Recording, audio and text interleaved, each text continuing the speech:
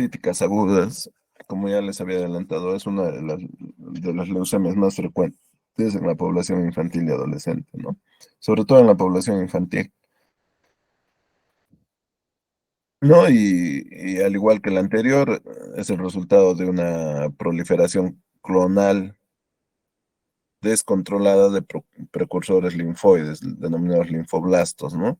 Que al igual que la anterior, va a infiltrar la médula ósea, va a producir un grado variable de pancitopenia, puede comprometer diferentes órganos y sistemas. En general, las leucemias, las principales causas de muerte son hemorragias y infecciones, chicos. Hemorragias e infecciones, ¿no? Recuerden que los linfoblastos pueden ser de estirpe, pueden haber linfoblastos de estirpe T o de estirpe TNK, chicos. ¿Cuál de las leucemias es más agresiva? Los linfoblastos de estirpe T, en general. En Estados Unidos, 41 casos por millón de personas, mucho más frecuente que, ¿no? que muchas patologías hematológicas, entre los 0 y 14 años, y aproximadamente 17 casos por millón de habitantes entre... Es la neoplasia más frecuente en pacientes menores de 15 años. Generalmente representa el 75-80% de las leucemias agudas en edad pediátrica. O sea, en la edad pediátrica es la leucemia más frecuente. En el adulto, solo representa un 20% de los casos. O sea, quiere decir que sí se presenta en adultos, chicos. Cuidado que se confundan.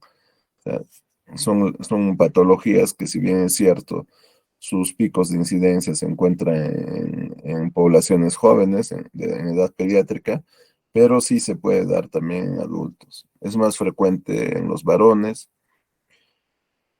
Se ha observado un significativo progreso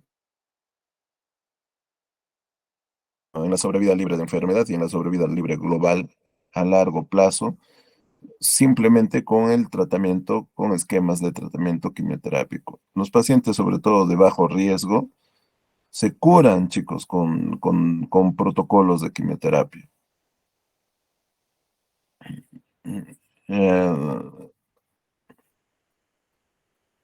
en cambio, en la población adulta, este beneficio de cura baja a un 30-40%, ¿no?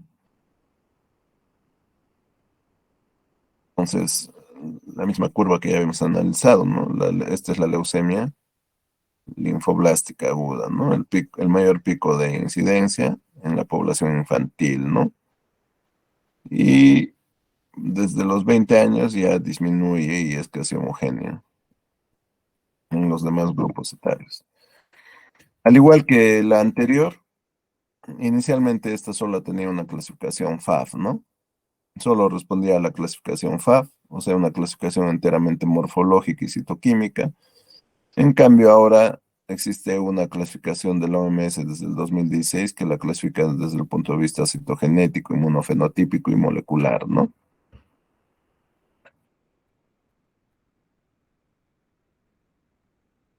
En este tipo de leucemias se tiene que evaluar la enfermedad residual mínima, que se hace también con citometría de flujo, y de acuerdo a eso se conforman diferentes grupos pronósticos, ¿no? Entonces, en el estudio de la médula ósea hemos visto la morfología, que es lo que antiguamente tenía mucho mayor valor, porque no se contaba con los avances tecnológicos con que se cuentan hoy en día, donde predominaba la clasificación FAF, ¿no? En cambio, ahora la clasificación responde más a criterios inmunofenotípicos, cariotípicos y moleculares, ¿no? Fíjense, la clasificación FAF era esta L1, L2, L3. Teníamos tres tipos, ¿no? Tipo L1, tipo L2, tipo L3, ¿no? Entonces, de acuerdo a estas características del tamaño celular, del núcleo, del citoplasma, ¿no? En cambio, ahora responde más a criterios de inmunofenotípicos. Fíjense, todos son antígenos que caracterizan a un linfócito de la línea B. o a un linfocito de la línea T, o a sus precursores, ¿no? A sus precursores más primarios. Se ha logrado determinar una serie de translocaciones cromosómicas, así como también la expresión de determinadas proteínas, ¿no? Como la TEL-AML1, que le da un pronóstico favorable a estos niños que tienen esta enfermedad. También se ha identificado la translocación 922, que es típica de las leucemias mieloides crónicas, chicos. Pero existe también en esta ocasión 922 se expresa una proteína, que es la proteína de fusión BCR-ABL, ¿no? Y su pronóstico es desfavorable, chicos, en este tipo de pacientes con leucemia linfoblástica tipo B. También hay DSTIR-PT, por supuesto, que produce sobre todo enfermedad extramedular, infiltración de mediastino, infiltración del sistema nervioso central, hiperleucocitosis. En cuenta estas translocaciones y cuáles son favorables, desfavorables, ¿no? Las hiperdiploidías, ¿no? O sea, el que en un estudio cariotípico, el que encuentra entre 51 y 65 cromosomas, hace que el paciente tenga un criterio favorable en contraposición a una hipodiploidía donde encuentro menos de 44 cromosomas, que hace que el paciente sea de riesgo desfavorable, chicos. Clasificación actual de la Organización Mundial de la Salud, dado el 2016, ¿no? Tenemos la leucemia, el linfoma linfoblástico B, no especificado, la B con alteraciones genéticas recurrentes, o sea, son las alteraciones genéticas que más se han identificado, ¿no? La leucemia, linfoma linfoblástico de células T, de células TNK, ¿no? Entonces, los signos o síntomas se van a presentar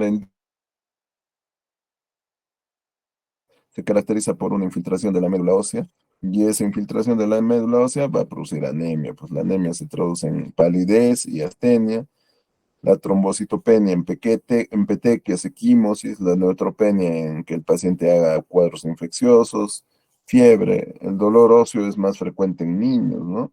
Muchas veces son niños que vienen a las emergencias mes a mes refiriendo dolor óseo y hay un mal enfoque del diagnóstico, ¿no? Dejados por reumatología, los reumatólogos dan prednisona y con eso se solapa el cuadro clínico del paciente. Entonces llega un momento en que todo sale a la luz y resulta que el paciente no tenía un dolor óseo porque estaba en una etapa de crecimiento, sino porque tenía una leucemia, pues porque como ustedes comprenderán, la presión de esa proliferación de células en el tejido esponjoso hacia el periósteo. Y el periósteo es lo que, obviamente, es lo que le da sensibilidad al hueso, ¿no es cierto? Y se traduce en dolor, pues. Raras veces hay una pancitopenia severa, lepetoesplenomegalia en el 65% de los pacientes vamos a encontrar. Es más frecuente encontrar linfadenopatías en estos pacientes. Anorexia, compromiso del sistema nervioso central en menos del 5% de los pacientes, que se traduce en parálisis de nervios craneales. O sea, el paciente va a focalizar, pues, ¿no? Va a tener náuseas, vómitos cuando tenga maniobras de Valsalva. ¿Y cuál es el gol estándar para diagnosticar compromiso del sistema nervioso central por leucemia? Resonancia magnética nuclear, chicos, resonancia magnética nuclear. O puede haber infiltración del testículo hasta un 1% de los casos, ¿no? Fiebre, 61% de los pacientes van a tener fiebre, petequio o equimosis, hepatoesplenomegalia, 68% de los pacientes, esplenomegalia, 63%, adenopatías en un 50% de los pacientes, dolor óseo, un 23%, sobre todo en niños, chicos, más en mediastino, el 85% de las masas en mediastino, o si estamos sospechando de una leucemia, es producido por leucemias linfoblásticas agudas de estirpe T.